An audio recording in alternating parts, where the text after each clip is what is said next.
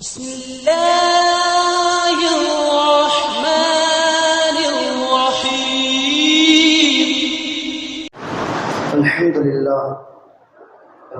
لله رب العالمين والعاقبة للمتقين والصلاة والسلام على سيدنا محمد وآله وصحبه أجمعين.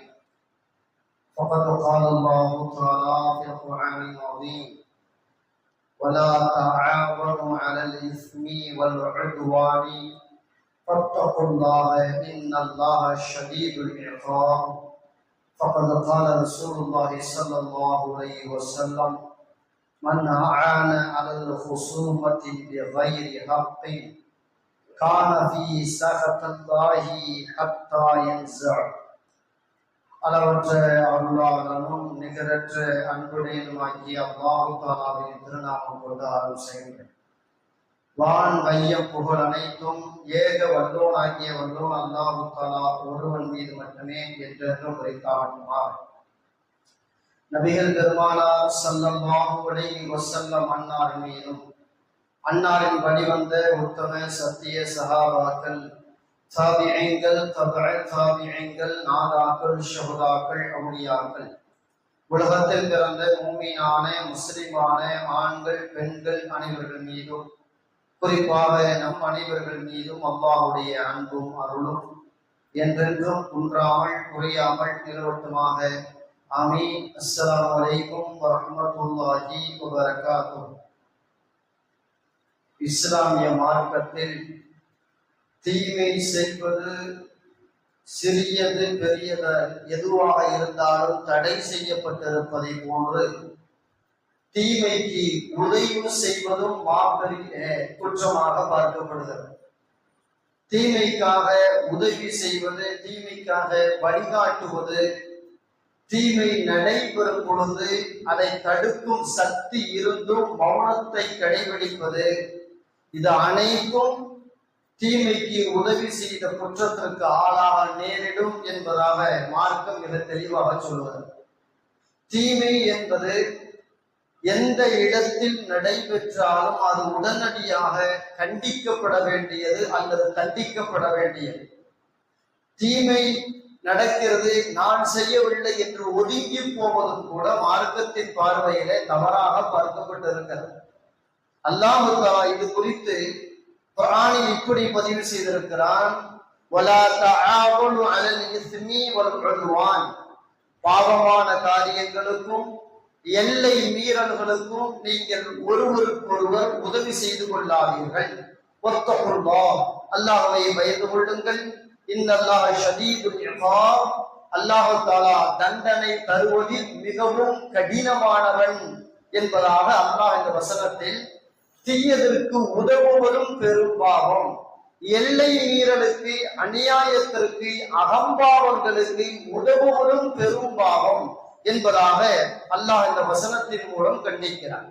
நபிகள் நாயகம் ஸல்லல்லாஹு அலைஹி வஸல்லம் அவர்கள் இது குறித்து நிறைய பேசியிருக்கிறார்கள். மன் ஆன அலா ஹுசூமத்தின் பிகைரி ஹக்கின், அநியாயமான சர்ச்சைக்கு எவன் ஆதரவு சேர்ப்பானோ, ஆதரவு அளிப்பானோ, கான ஃபீ சகத்தில்லாஹி ஹத்தா யன்ஸா, அல்லாஹ்வின் கோபத்திற்கு அவன் ஆளாகி விடுகிறான், அவன் கொடுத்த ஆதரவில் இருந்து நீங்கிக் கொள்ளாத வரை என்று நபிகள் நாயகம் ஸல்லல்லாஹு அலைஹி வஸல்லம் அவர்கள் சொல்கிறார்.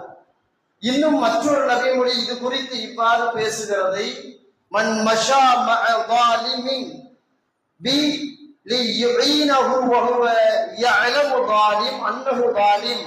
ஒருவன் அநியாயக்காரன் என்று தெரிந்த பிறகும் அவனோடு சென்று அவனுக்கு உதவுவதற்கு நினைக்கக்கூடியவன் ஃபகத் ஹரஜ மினல் இஸ்லாம், இஸ்லாமிய மார்க்கத்தை விட்டே அவன் வெளியேறிவிட்டான். இவன் தப்பான ஆளுன்னு தெரியுது, தெரிஞ்ச பிறகு அவனோடையே போகிறது, அவனுக்கு முடிஞ்ச வரைக்கும் உதவி செய்கிறது, இது இஸ்லாத்தை விட்டு அவனை வெளியேற்றும் அளவிற்கு பெரும் பாவம் என்று மார்க்கம் சொல்கிறார். நாம் இந்த நேரத்தில் நாம் இதை ஏன் குறிப்பிட்டு சொல்கிறோம் என்றால், இன்றைய அரபு தேசம் இந்த வழியில் தான் போய் கொண்டிருக்கிறது.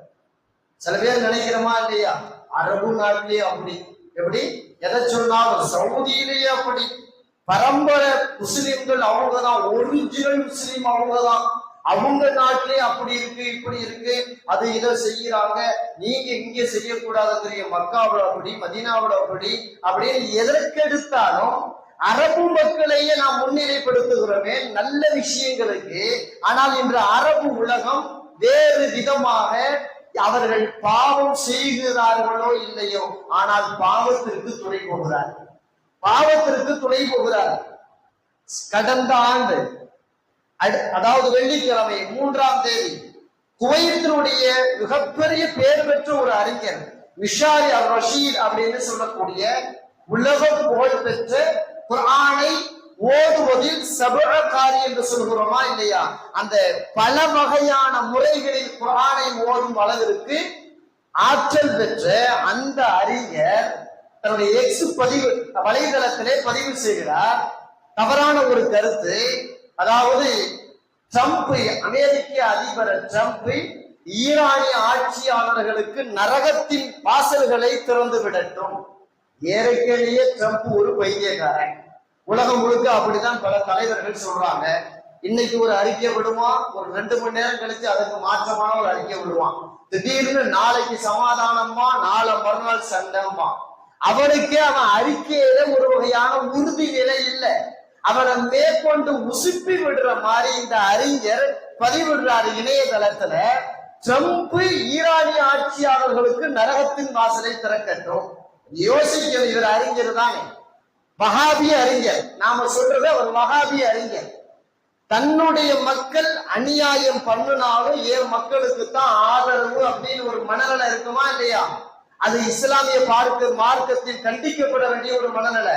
அந்த மனநிலையில இந்த அறிக்கையை வெளியிடுறாரு, அந்த மனநிலையில இந்த அறிக்கையை வெளியிடுறாரு. காரணம், குவைத்ல ஈரான் அடிக்குது, சவுதியை அடிக்குது, மற்ற நாடுகளை அடிக்குது. அதனால ஈரானுடைய ஆட்சியாளர்கள் நரகத்துல போய் விழுகட்டும், அவங்களுடைய அதாப அனுபவிக்கட்டும், அதை திறந்து விடுற ஒரு ட்ரம்ப் அப்படிங்கிற மாதிரி சொன்னா இவர் அறிகிறா? எங்க நரகத்தின் வாசலை திறந்து விடுவது ரப்புல் ஆலமீனா இல்லையா? அல்லாஹு தஆலா தான் இவளுக்கு நரகம், இவளுக்கு சொர்க்கம் முடிவு பண்ணும் பொழுது இந்த மனிதர் அவன நரகத்தின் பக்கம் திறந்து விடக்கூடியவர்னு சொன்னா இப்ப இது சுயநலம் தானே? இவர்கள் பாவத்தின் பக்கம் இவர் செய்யாவிட்டாலும் இவர் பாவத்திற்கு துணை போகிறாரா இல்லையா?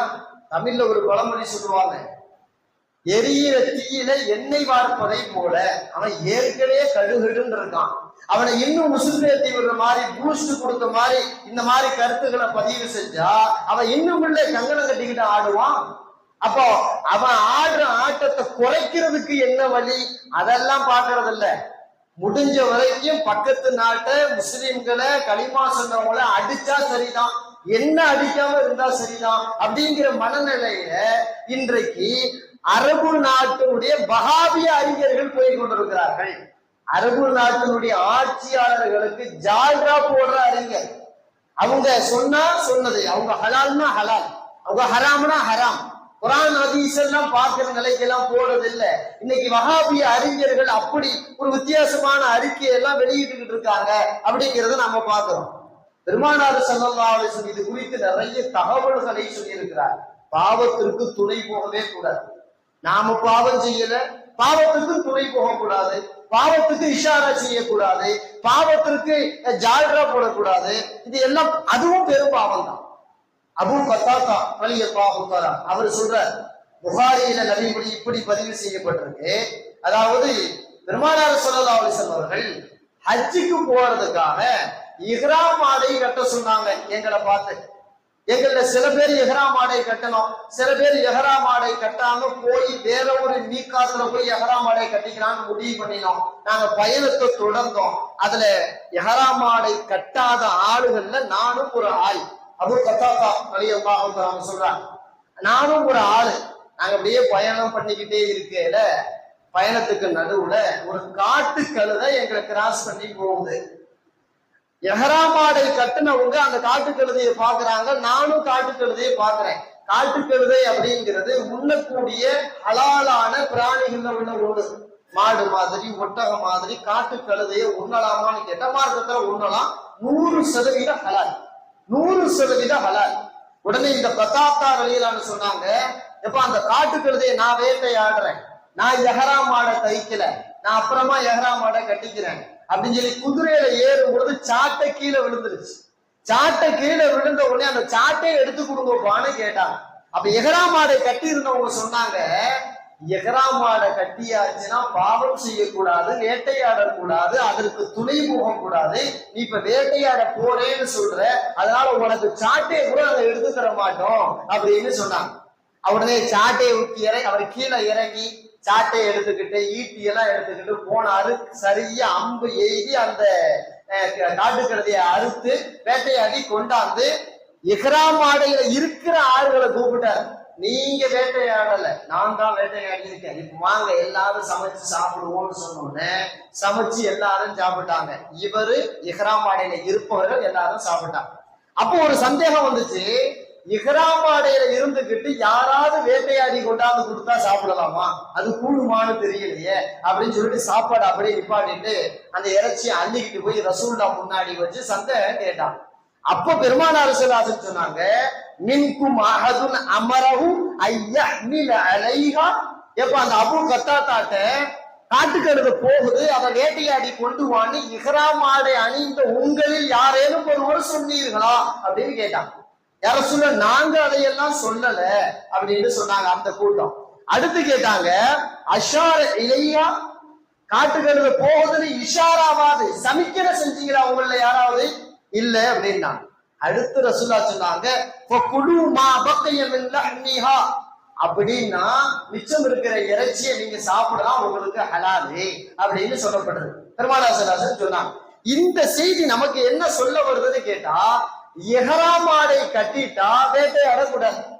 உண்ணக்கூடிய உணவுகளாக இருக்கக்கூடிய ஆடு மாடு ஒட்டகாத்து இது எதையுமே வேட்டையாடக்கூடாது. வேட்டையாடுறது ஹராம், தடுக்கப்பட்டது, பாவ செயல். அதாவது இஹ்ராம் ஆடை கட்டியாச்சுன்னா ஒருத்தர் இஹ்ராம் ஆடை கட்ட அவர் எப்போதும் போல இருக்கலாம்.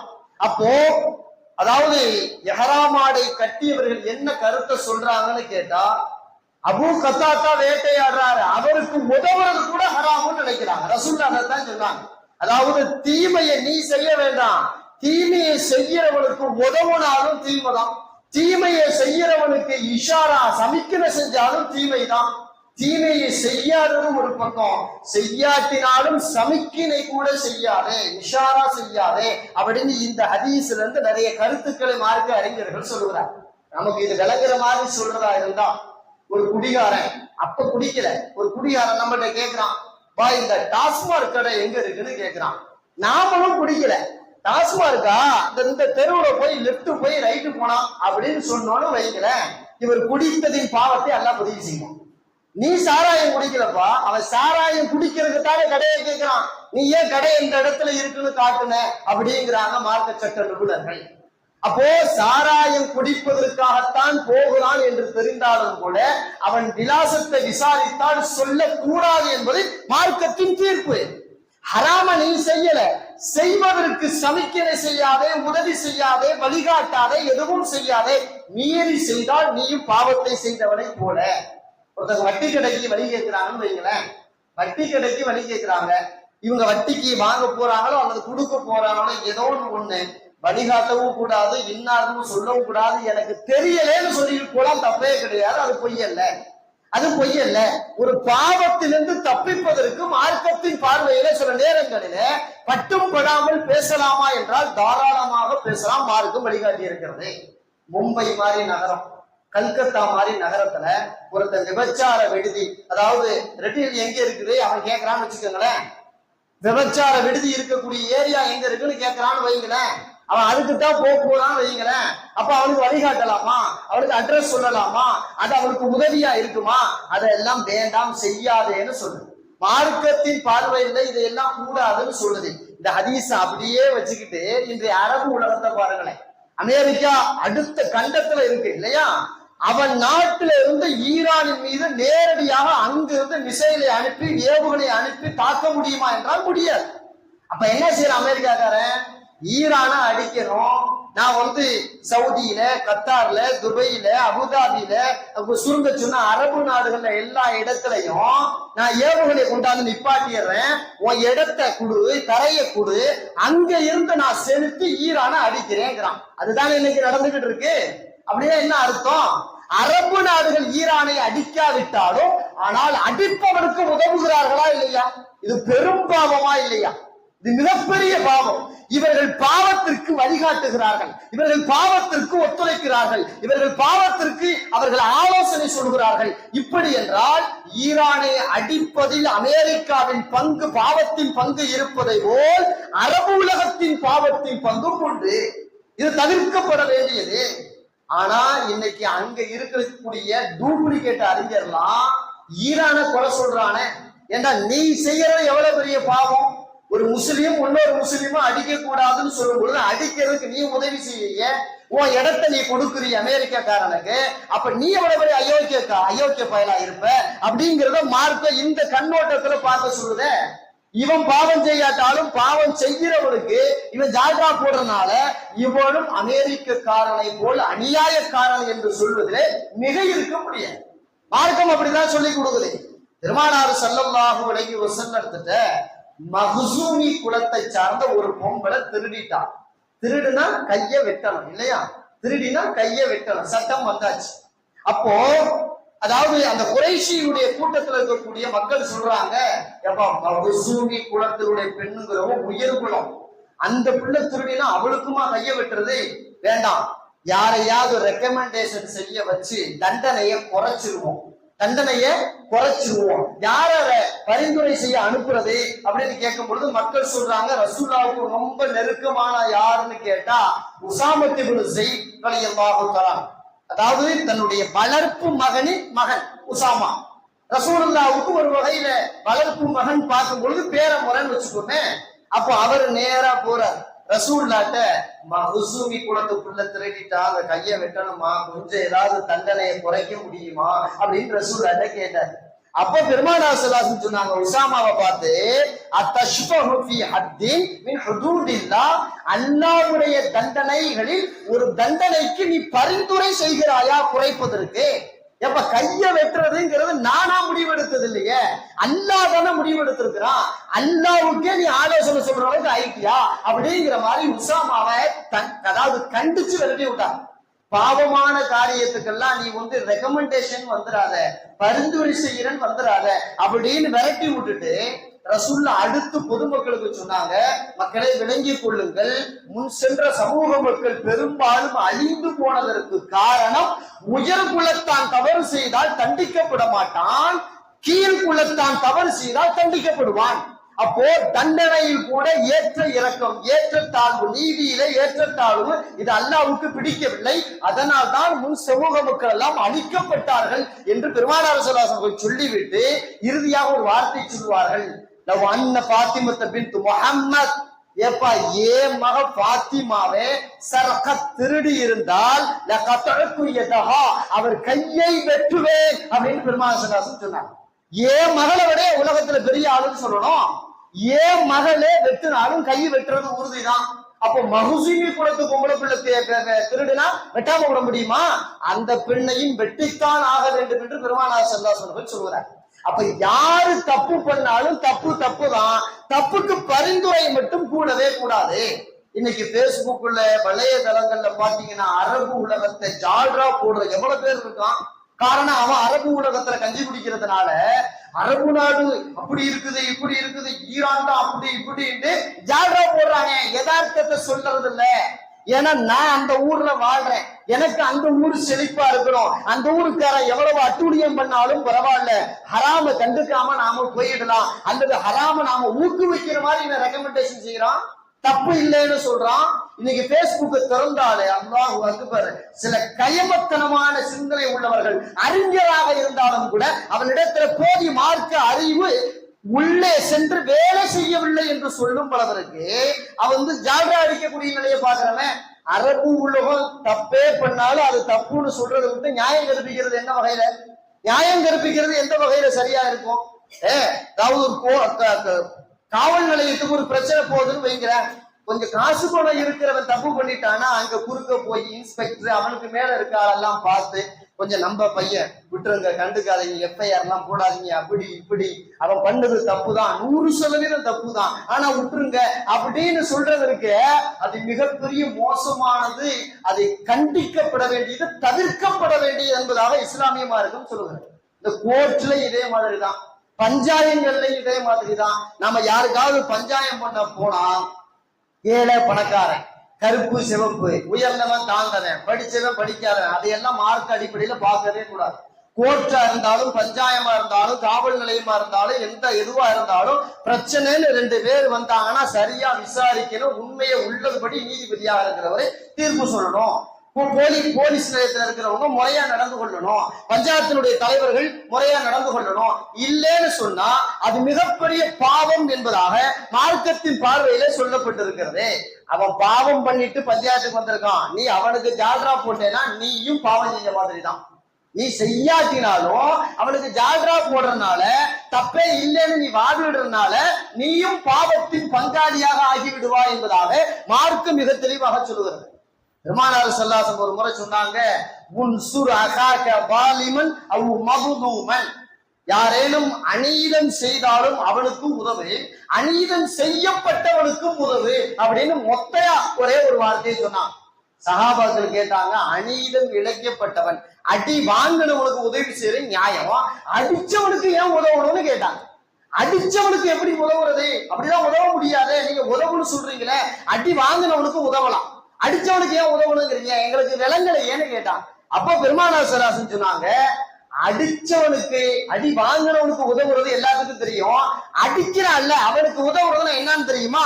தம்னஹு மினல் குதும், மேலும் அவனை அடிக்காமல் தடுப்பது. எப்படி? அடிக்கிறான், அநியாயம் பண்றான், திமிரு பண்றான், சேட்டை செய்யறான், அவனை தடுப்பதுதான் அவனுக்கு நீ உதவி செய்யற மாதிரி அர்த்தம் அப்படின்னு பெருமானார் ஸல்லல்லாஹு அலைஹி வஸல்லம் அவர்கள் மிக தெளிவா சொல்லி கொடுத்திருக்கிறான். அப்போ இன்னைக்கு மார்க்கத்தினுடைய அறிஞர்கள், அதாவது தன் நாடு உத்தமமான நாடுன்னு சொல்ற ஆளுங்கள்லாம் முதல்ல உன்னுடைய கவர்மெண்ட்டை கண்டி, ஏன் இடத்துல இருந்து அமெரிக்காவுடைய ராணுவ தளங்கள் கொடுக்க முடியாதுன்னு சொல்லு, நீ ஈரானுக்கும் உதவ வேண்டாம், முஸ்லிம் நாடுகளுக்கும் உதவ வேண்டாம், நீ உன்னுடைய தளத்தை பரிசுத்தமா வச்சுக்க வேண்டியதுன்னா இதே அதுல இருந்து கரைபடியக்கூடிய இடத்துக்கு கொண்டு வர்ற. இதே மாதிரி தானங்க சில பேர் சொல்றாங்க, ஈரான் வந்து ஷியாவுடைய நாடு, அடிச்சா என்ன அடிபடாது என்ன, எப்படி இருந்தா நமக்கு என்ன அப்படின்னு நினைக்கிறாங்க. சரி, ஈரான் வந்து ஷியா மக்கள் இருக்கிறாங்கன்னு சொல்லிட்டீங்க, ஈராக் அடிபட்டுச்சா இல்லையா? ஆப்கானிஸ்தான் அடிபட்டுச்சா இல்லையா? அன்னைக்கு யாரு அடிச்சா இந்த மக்களை எல்லாம்? இந்த மக்களை எல்லாம் யாரு அடிச்சது? அமெரிக்காவில இருந்து ராணுவ படைகளை அரபு நாட்டுக்குள்ள கொண்டாந்து வச்சு அங்க இருந்து தானே ஏவனா மிஷன்களை ஏவுன, அங்க இருந்து தானே ஏவனா. ஈராக் மக்கள், அதாவது ஈராக்குடைய அரசு பக்கா சுன்னத்துவ ஜமாத்துடைய அரசு. அப்ப அவங்களையும் நீ அடிக்கும் போது பார்த்துக்கிட்டு தானப்பா இருந்த. ஆப்கானிஸ்தான் மக்கள் சுன்னாவை 100% கடைபிடிக்கும் மக்களாக இந்த உலகம் பார்க்கிறது. அவ்வளவு அகீதாவுல பிடிப்போடு இருக்கிறாங்க, நபி வழியில பிடிப்போடு இருக்கிறாங்க ஆப்கான் மக்கள். அந்த மக்களையும் நீ அடிப்பதற்கு இடம் கொடுத்தாயா இல்லையா? இதே மாதிரி எத்தனை நாடை நீ அடிக்க இடம் கொடுத்திருக்க. அப்ப நீ அயோக்கிய பயிலா இல்லையா? இதையெல்லாம் கண்டிக்க தவறிவிட்டு இவர்கள் நியாயம் கற்பிக்கும் வகையில இன்று நிறைய கத்துகிறார்கள் என்றால் இது எந்த வகையிலும் பயன் தராது என்பதை முதலில் நாம் விளங்க வேண்டும். ஷியா நாட்டை அடிச்சானா அடிக்காது என்ன, இது மிகப்பெரிய தப்பு, அது மிகப்பெரிய தப்பு. ஷியா நாட்டுக்குள்ளும் பக்கா சுன்ன ஜமாத் கொள்கையில் உள்ளவர்கள் இருக்கிறார்கள். ஷியாவுடைய அக்கீதாவில் இருப்பவர்களும் லா இலாஹ இல்லல்லாஹ் என்ற கலிமாவை சொன்னவர்களாகத்தான் இருக்கிறார்கள். பெருமானார் ஸல்லல்லாஹு அலைஹி வஸல்லம் சொல்வார்கள், லா இலாஹ இல்லல்லாஹ் என்ற கலிமாவை சொல்லி நம்முடைய கிப்லாவை பார்த்து அவன் வணங்கினால் அவன் எந்த கொள்கையில் இருந்தாலும் அவனுக்கு எந்த வகையிலும் துன்பம் துயரம் தரக்கூடாது, அவன் அறுத்ததை சாப்பிடலாம் என்று நபியவர்கள் சட்டம் சொல்லி இருக்கிறார்கள். அப்போ ஷியா என்பவன் அவன் காக்கப்பட வேண்டியவனா இல்லையா? அடிச்சா அடிக்கட்டு நீனே சேர்ந்து உதவி பண்றேன்னா எந்த வகையில் அது நியாயமாக இருக்க முடியும்? எந்த வகையில் அது சரியாக இருக்க முடியும்? பெருமானார் ஸல்லல்லாஹு அலைஹி வஸல்லம் அவர்கள் எவ்வளவு தெளிவான செய்திகளை எல்லாம் நமக்கு சொல்லி தந்திருக்கிறார். அதாவது காஷியத்து ஜமல் அப்படிங்கிற கிதாபுல, பைதா தப்சீர் பைதா என்கிற நூல்கள்ல, எல்லா நூல்களும் இந்த செய்தி இப்படி பதிவு செய்யப்பட்டிருக்கு. பெருமானார் ஸல்லல்லாஹு அலைஹி வஸல்லம் சொன்னாங்களா இல்லையா? அடிப்பட்டவனுக்கு உதவி, ஆனால் அடிப்பவனை தடு, அதுதான் அவனுக்கான உதவி என்று சொன்னார்களே. நபி அவர்கள் வாழ்நாளில் இது போன்று நிறைய நடந்திருக்கிறது. அபூ ஜஹல் மிகப்பெரிய மோசமான மனுஷன். அந்த காலத்துல எப்படின்னு கேட்டா, அரபு உலகத்துல தாய் தப்ப இறந்து போகும் பொழுது சொத்து பத்தெல்லாம் எடுத்து கொண்டு போய் தனக்கு வேண்டப்பட்ட ஆள்கிட்ட கொடுப்பாங்க. கொடுத்துட்டு, என்னுடைய பிள்ளை எல்லாம் சின்ன சின்ன பிள்ளையா இருக்குப்பா, இந்த சொத்தெல்லாம் பத்திரமா பாதுகாத்து என் பிள்ளை வயசுக்கு வந்த பிறகு அந்த சொத்தை எல்லாம் அவன்கிட்ட கொடுத்துரு அப்படின்னு சொல்ற பழக்கம் அன்றைக்கு அரபு உலகத்துல இருந்துச்சு.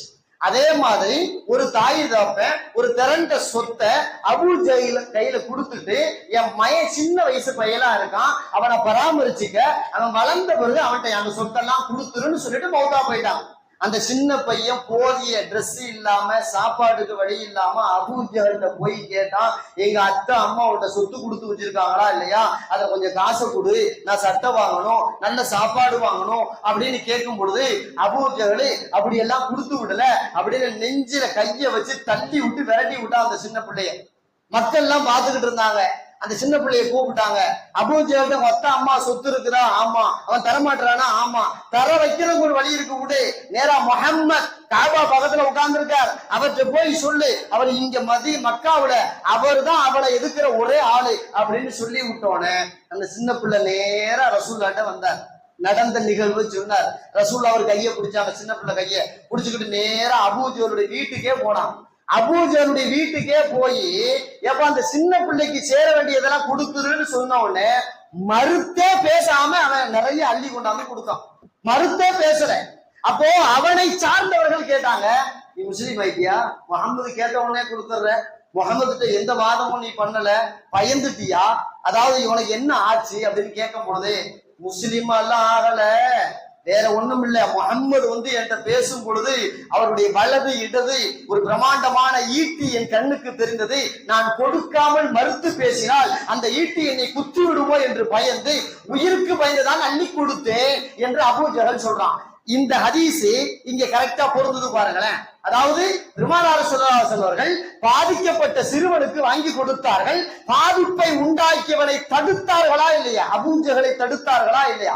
அவருடைய அட்டுழியத்துக்கு முற்றுப்புள்ளி வைத்தார்களா இல்லையா?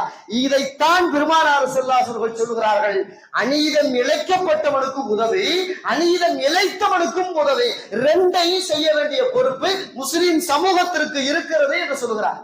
எங்கேயோ நடக்குது, எனக்கு என்னங்க ஆச்சு அப்படின்னு இருக்கக்கூடாது. ஈராக்கு அடிபடுது, எனக்கு என்னங்க ஆச்சு அப்படின்னு ஈராங்கர்ல உட்கார்ந்து ஒருத்தர் நினைச்சார்னா அதுவும் பாவம்னு மார்க்கத்தினுடைய கண்ணோட்டத்தில் இருக்கிறார். பெருமானார் ஸல்லல்லாஹு அலைஹி வஸல்லம் சொல்கிறார்கள், சின்ன பிள்ளைக்கு விளங்குற மாதிரி ஒரு குட்டி கதை மாதிரி சொல்றான். அதாவது கப்பல் 2 தளம் இருக்குது. மேல் தளத்துல கொஞ்சம் பேர் உட்கார்ந்துட்டாங்க, கீழ்த்தளத்துல கொஞ்சம் பேர் உட்கார்ந்து இருக்கிறாங்க. கப்பல் கடல்ல போய்கிட்டே இருக்கும் பொழுது தண்ணி தாகம் எடுத்தா குடிக்கிறதுக்கு, சமைக்கிறதுக்கு தண்ணி வேணுமா இல்லையா? நல்ல தண்ணி மேல் தளத்துல தான் இருக்கு. இந்த கீழ்த்தள மக்கள் மேல போய் தான் தண்ணியை எடுத்துக்கிட்டு வரணும். இந்த கீழ்த்தள மக்கள் முடிவு பண்றாங்க, ஓயாம மேல போய் எடுத்துக்கிட்டு இருக்கு, சிரமமா இருக்கு, ஒன்னும் பிரச்சனை இல்லை, லேசா ஓட்ட போட்டோம்னா கடலுக்கு மேலதானே மிதந்துகிட்டு இருக்கோம், கொஞ்சம் தண்ணி எழுதி அந்த உப்பு தண்ணியை எடுத்து பயன்படுத்திக்குவோம் அப்படின்னு நினைச்சு கீழ்த்தளத்துல இருக்கிற ஆளு ஓட்ட போட்டா என்ன ஆகும்? பெருமானார் ஸல்லல்லாஹு அலைஹி வஸல்லம் அழகாக சொல்கிறார்கள், கீழ்த்தளத்தில் இருப்பவர் தான் ஓட்டை போடுகிறான், பாதிக்கப்பட போவது அவன் மட்டுமல்ல, மேல்தளத்தில் இருப்பவர்களும் பாதிக்கப்படுவார்கள். தண்ணி உள்ளே வரும், அதன் பிறகு கப்பல் தண்ணீருக்குள் மூழ்கி காணாமல் போகும், எல்லோரும் அழிந்து போவார்கள். அதை போலத்தான் எங்கே ஒரு அநியாயம் நடக்கிறது, அக்கிரமம் நடக்கிறது, அகம்பாவத்தின் சிந்தனை இருக்கிறது என்றால் அவனுக்குத்தானே பிரச்சனை, எனக்கு என்ன, நீங்க சும்மா இருக்காதீங்க, அந்த பிரச்சனை உங்களுக்கும் வரும், அது நீங்களும் பாதிக்கப்படுவீர்கள் என்ற கருத்தை நபி அவர்கள் அழகாக கதையின் மூலம் சொல்கிறார்கள். புகாரியில் நபி மொழி பதிவு செய்யப்பட்டிருக்கிறது. அதாவது எரிஞ்சுகிட்டு வர தீய அணைக்கிறது புத்திசாலித்தனம். என் வீட்டை தொடலே நினைச்சா கொஞ்ச நேரத்துல உன் வீட்டையும் காலி பண்ணிரு இல்லையா? எரிஞ்சுக்கிட்டு வருதுங்க வீடு, அங்க இருந்து எரிஞ்சுக்கிட்டே வருது, புத்திசாலித்தனம் அங்கேயே அணைக்கணும். என் வீடுதான் எரியலையேன்னு ஒருத்தன் நினைச்சான்னா குறைஞ்சது 1 மணி நேரத்துல எல்லார் வீடையும் முழுங்கிட்டு உன் வீடையும் சேர்த்து முழுங்கும்.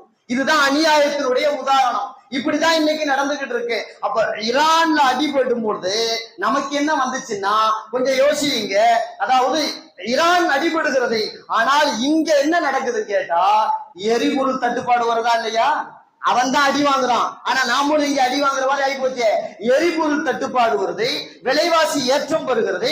காரணம் என்னவென்றால் ஒரு இடத்துல அநியாயம் நடக்கிறது, அதை தடுப்பவர்கள் மௌனமாக இருக்கிறார். உலகத்தில் பெரும் பெரும்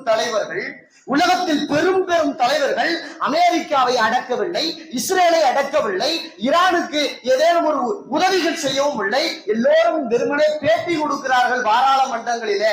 அமெரிக்கா செய்வது தவறு என்று ஐரோப்பிய நாடுகளில் அலறுகிறார்களே தவிர தடுப்பதற்கு ஏதேனும் வழிகண்டிருக்கிறார்களா? 38 நாள் கடுமையான போரை சந்தித்து வருகிறது உலகம். கடுமையான போரை சந்தித்து வருகிறது.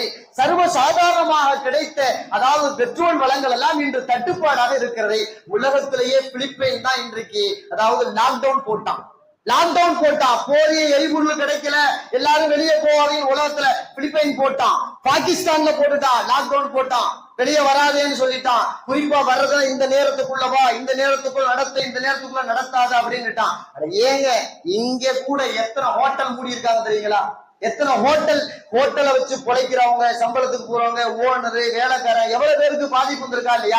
அப்ப ஈரான் அடிபடும் பொழுது இங்கே சாப்பாட்டுக்கு சிரமம் ஏற்படுகிறது என்றால், அநீதம் அங்கே இழைக்கும் பொழுது அதன் பாதிப்பை நாம் இங்கே உணரத்தான் செய்கிறோம். இந்த உலகத்தின் தலைவர்கள் இதை வேடிக்கை மட்டும் பார்க்கும் நிலைக்கு ஆளாயிருக்கிறது. அல்லாஹ் தஆலா கொஞ்சம் சிலருக்கு நல்ல புத்தியை தந்தான் கூட இருக்கு.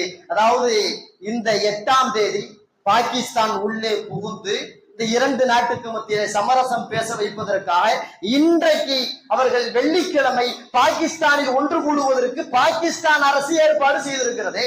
அமெரிக்கா நீயும் வா, ஈரான் நீயும் வாப்பா, உங்களுக்கு என்னப்பா பிரச்சனை? 2 வாரம் போற நிப்பாட்டுவோம். எப்படி 2 வாரம் போற நிப்பாட்டுவோம்? 10 நிபந்தனை ஈரான் வைக்குது, அதை என்னன்னு முதல் நீ பாரு அப்படின்னு சொல்லி 2 வாரத்துக்கு போற நிப்பாட்டிட்டு பேச்சுவார்த்தைக்கு சமாதானத்திற்கு உலகத்தின் தலைவர்கள் எல்லாம் வேடிக்கை பார்க்க ஒரு சின்ன குட்டி நாட்டுடைய தலைவர் இந்த சமாதானத்திற்கு அவர்களை இழுத்து வந்திருக்கிறார்கள் என்றால் உலகம் முழுக்க இன்று பாகிஸ்தானை பாராட்டுகிறது. உலகம் முழுக்க இன்று பாராட்டி கொண்டிருக்கிறது. பெரிய யுத்தத்தை தற்காலத்திற்கு கொஞ்ச நாளைக்கு ஒரு 2 வாரத்திற்கு நிப்பாட்டுவதற்கான என்ன வழின்னு தேடி இருக்குதா இல்லையா? இதுதான் இஸ்லாம் கற்றுக் கொடுத்த வழி. இதெல்லாம் இஸ்லாம் கற்றுக் கொடுத்திருக்கிறது. 2 பேர் சண்டை போடுறான் அல்லது 2 நாடு சண்டை போடுதுன்னா நீ வேடிக்கை பார்க்கிற, அதாவது பார்வையாளரா இருக்காத, முடிஞ்ச வரைக்கும் உள்ள போய் தடுத்து அவர்களை சமாதானப்படுத்த முயற்சி பண்ணு அப்படின்னு மார்க்கம் சொல்லி கொடுத்திருக்க. இன்னைக்கு உலகத்துல அவர்கள் வேடிக்கை மட்டும் பாக்குறாங்க, பாராளுமன்றத்துல பெருசா கத்துறாங்க, ஆனா அதை தாண்டி வெளியே ஒண்ணுமே இல்லைங்கிற போது எவ்வளவு பெரிய வேதனை. பெருமானார் ஸல்லல்லாஹு அலைஹி வஸல்லம் ஒரு தகவல் வருது. குபா, அதாவது குபா மக்கள் ஒருவருக்கு ஒருவர் கல்லை எடுத்து வீசிக்கிட்டு பெருசா சண்டை போட்டுக்கிட்டு இருக்காங்க அப்படின்னு வந்த உடனே, அதாவது ஹஜ் உம்ராவுக்கு போனவங்களுக்கு தெரியும், மதீனாவுல இருந்து சரியா 3.5 கிலோமீட்டர்ல குபா பள்ளிவாசல் ஒண்ணு இருக்கா இல்லையா? அதுதான் குபாவாசியுடைய இருப்பிடம். ரசூலுல்லாஹ் உடனே என்ன பண்ணாங்க? சஹாபாக்களை கூப்பிட்டாங்க. இது ஹபூபினா, எப்பா என்னைய முதல்ல குபாவுக்கு கூட்டிட்டு போங்கப்பா, முஸ்லிஹ் பைனஹும், அவர்களுக்கு மத்தியில நான் சமாதானத்தை ஏற்படுத்த போகிறேன். அவங்க சண்டை போட்டுக்கிட்டு இருக்காங்க மதீனாவுக்கு, எனக்கு என்ன ஆச்சு அப்படின்னு ரசூலுல்லாஹ் இல்ல. குபா மக்கள் சண்டை போட்டாலும் அந்த சண்டை மதீனா வரைக்கும் தாக்கத்தை ஏற்படுத்திடும் அப்படிங்கிறனால நேரா போய் சண்டையை விலக்கி விட்டு அவங்களுக்கு மத்தியில என்ன பிரச்சனைன்னு கேட்டு சமாதானப்படுத்தி பஞ்சாயத்து பண்ணி சரி பண்ணி வச்சாங்களா இல்லையா?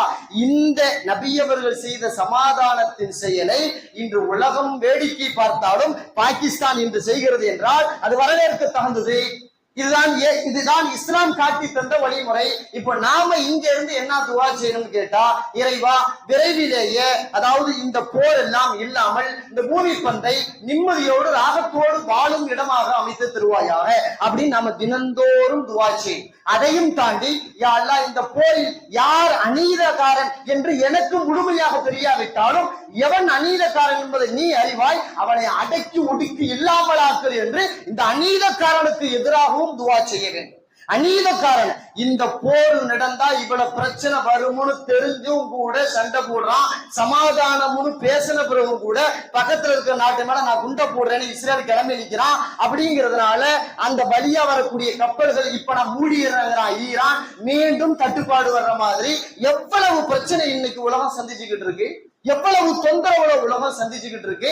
அப்ப நாம இந்த இருக்கிற இடங்கள்ல இருந்து முடிஞ்சவரை இறைவா நீதத்தை நிலைநாட்டி அநீதக்காரனை இல்லாமலாக்கு இறைவா என்று அவனிடத்தில் அனுதினமும் துவா செய்ய கடமைப்பட்டிருக்கிறோம். 38 நாள் போருக்கு பிறகு இப்பொழுது சமாதானத்திற்கு, அதாவது பேச்சுவார்த்தைக்கு உட்கார்ந்து இருக்கிறார்கள். இந்த நேரத்தில் நாம துவா செய்ய வேண்டியது, இறைவா மீண்டும் இந்த போர் தொடராமல், பதற்றங்கள் நிலவாமல், இவர்கள் பேச்சுவார்த்தை ஒரு நிலைக்கு வந்து இவர்கள் முறையாக பேசப்பட்டு அந்த நிபந்தனைகளுக்கெல்லாம் உட்படுத்தப்பட்டு போர் வேண்டாம் என்று ஒதுங்கி போகும் சமாதான உள்ளத்தை இவர் இந்த 2 நாடுகளுக்கு மத்தியிலே பொது என்று கேட்க வேண்டிய சரியான தருணம் இந்த ஜும்மா தினத்தில் அவர்கள் பேச இருக்கிறார்கள். இந்த நேரத்தில் நாம் துவா செய்யும் பொழுது ரப்புல் ஆலமீன் இன்ஷா அல்லாஹ் நம்முடைய துவாவை அங்கீகரித்து மீண்டும் இந்த போர் நடைபெறாமல் அமைதி திரும்புவதற்கு அல்லாஹ் போதுமானவன். வல்லோன் அல்லாஹு தஆலா உலகம் முழுக்க எங்கும் போர் நடைபெறாமல் அமைதியோடு மக்கள் வாழ்வதற்கு வழிவகை செய்வானாக. வாஹிரு தஅவானா அல்ஹம்துலில்லாஹி ரப்பில் ஆலமீன். அஸ்ஸலாமு அலைக்கும் வரஹ்மத்துல்லாஹி வபரகாத்துஹு.